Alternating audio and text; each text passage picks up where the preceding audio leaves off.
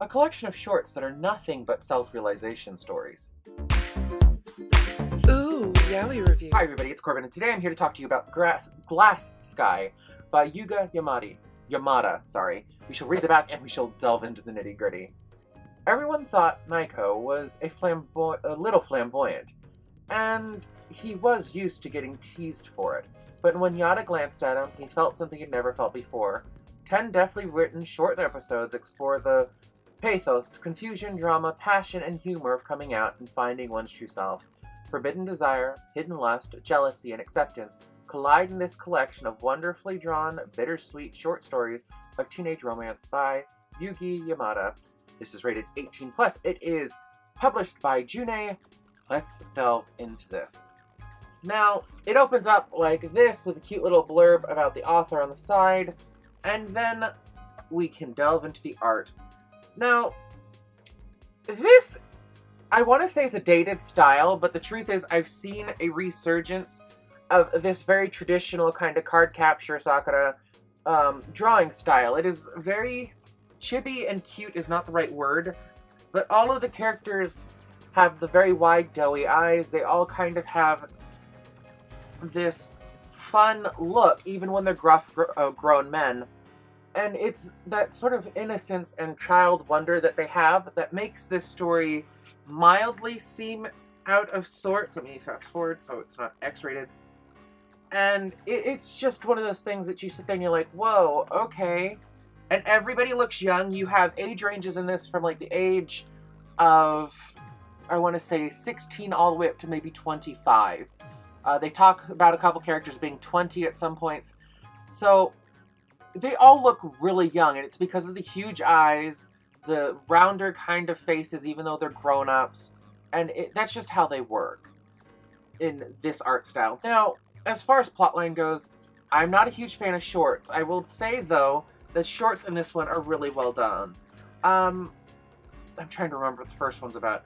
Oh, the first one's about a guy who works at a convenience store who's sleeping with his co-worker's boyfriend.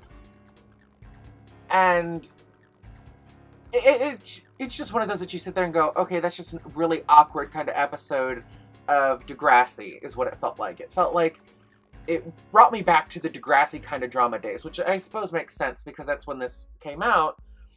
And it resolves with the two boys saying, I love you, and they realize that they were meant to be together. The next one, which was Could It Be Love? I cannot remember it for the life of me. But all of them share the same central theme. One of them doesn't realize that they're actually a homosexual. The other one usually realizes they're a homosexual. One pursues the other. Most of the sex scenes feel like kind of rapey. And they end up having sex together, and that is the story. Overall, all of these shorts had a good beginning, middle, and end. Some of them it's literally the span of 2 days. Some of them it's a span of a couple months. Some of them it's a span of a year. I will tell you, a lot of the characters blur together. A lot of them tend to look alike. There isn't much differentiation between characters from one story to another story. So what I have discovered, in particular with this one, is that if you're really speed reading through it, you won't realize that it's a new story or new characters. You really won't. They say the names of the characters maybe once each different short story, and that's it. You don't really have a strong establishment of this is a new story, new scenario. The one with the kids working at school, they also talk about being in high school. So the next story is taking place in a high school with two characters with the same hair color, and the only difference is the blonde has short hair, whereas in the other story he had long hair. And the brunette had long hair in one story, but ended up having short hair in the next story.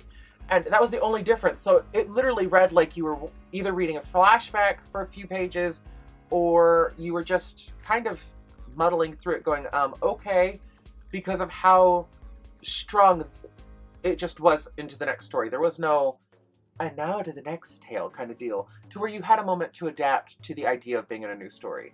I liked it overall. I would say 3.5, maybe 4 stars. Strongly 3.5 though. As far as having it in your collection, if you like coming-of-age self-realization stories, you'll like this a lot. For me, I could live with it or without it, so yes. Yeah. I mean, overall, it was okay. The stories were good, well written. So yeah, if you've read this before, let me know your thoughts on this. And also, if you've ever heard of Yugi Yamada, let me know, because she says she has another one out, and I'm not sure if I want to hunt it down and buy it or not. So yeah, let me know in the comment section below. Give me a like, a favorite, subscribe, share this with a friend who likes Yaoi, and I'll talk to you guys later. You like what you see? Then... Subscribe!